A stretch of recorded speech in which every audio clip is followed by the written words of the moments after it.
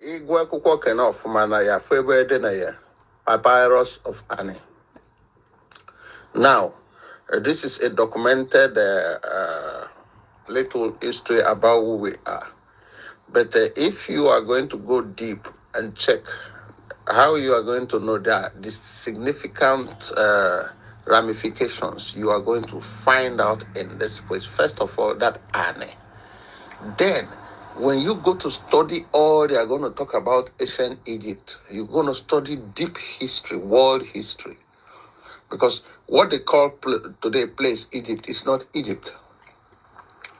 It was named, it was the Greek who changed the name to call it Egypt, because Egypt as a word is an casted language from Greek language. So, but if you go to the real oral history, you find out that the ancient Egypt was the position of place we call today Niger. Niger. That was ancient Egypt. But people don't understand. But from that same Niger now today, it's a desert, Sahara desert. You can walk to Egypt, you can walk to Libya, you can walk to Algeria, you can walk to all these places. Good. These were places they have big cities before, but were destroyed. Now, if ancient book of Ani is the oldest book to refer our history as of present today civilization or whatever they're going to call it, then who are the people of this Ani? Because this Ani signifies the language. They call them the book of the dead. Just like, because we are no longer recognized, we are dead. But our name speak volume. Our language speak volume. That is why you still have that. The Greek people who came, they still put it as it is ancient book of. It was a scroll, documented. It's not, a lot of things have changed out of it now, but the significant meaning and point that still refer to us back to start seeing, looking to us to know who we are, is that Ani. Nobody speaks that language, Ani, except us. And Ani today is the earth. And anyone can know Ndi Ukwuani. Ukwuani. Or you say Ukwuani. Whichever way. If you call it Okwa, it's the fruit of the earth. If you call it Uku, it is the biggest part of the earth. Uku or Uku. You know, whichever way you are going to make it, it makes sense. But I see it more sense and more prosperous and more innovative if we call it Ukwuani. Ukwa. Why I say Ukwuani is because if you go to Ukwa in our language, Ukwabo, if a fruit, if you know, then if you go back to other history I've studied, which I've come out to find out that our real name was signified to us in our DNA. But most of our people don't know. They don't know. If you go to speak any language within that our region, the former old Bender state, even up to Yoruba land, Igbo or wherever you're going to see it, you see the alphabetic order describe that we are the greatest among all these people. If you meet Billy Man, he will tell you there's a name called Osalobua. If you meet Ishan Man, he will tell you there's a name called Osamudiame. You see. Then if you come to Ukwuani Man, who owns that name, Osa, we have it Osai. Osanebi. Osanyencha. Osawe. Osakenu.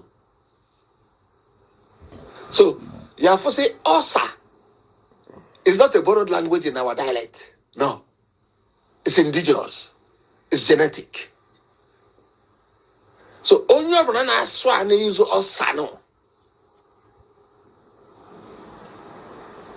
is borrowed from our own language. And I want to elaborate it to people to understand that the fact that we have a language in that kind of our population that we are little minority does not make us I would say the most primitive or whatsoever non-civilized group of people. No, rather we are the most civilized among all the group. Why do I say so?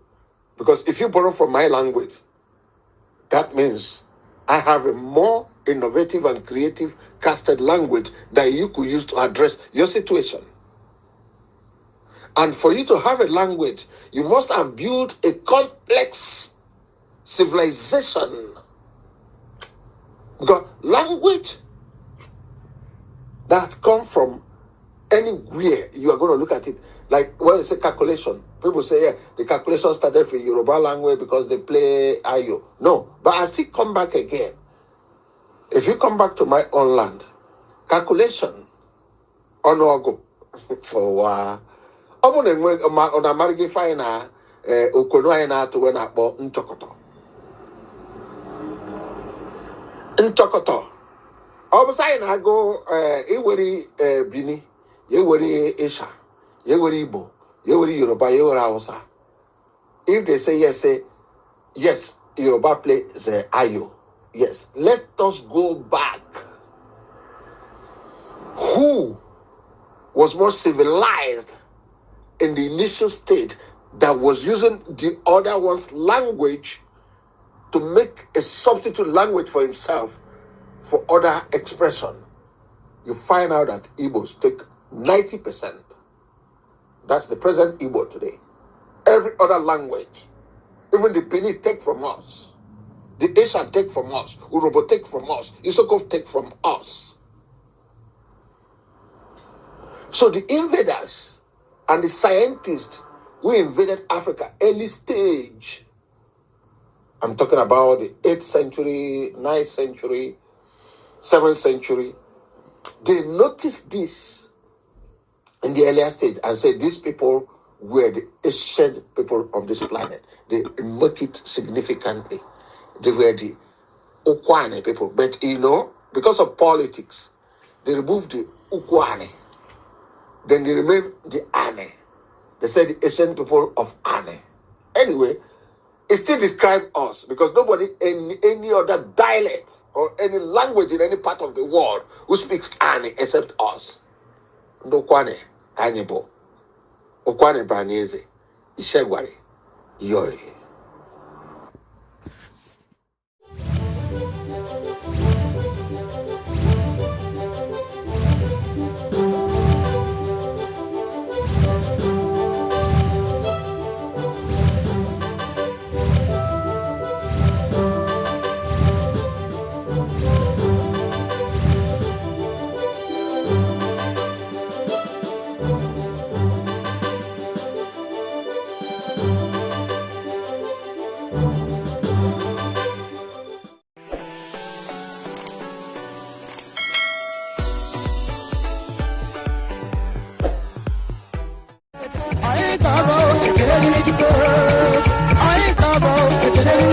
I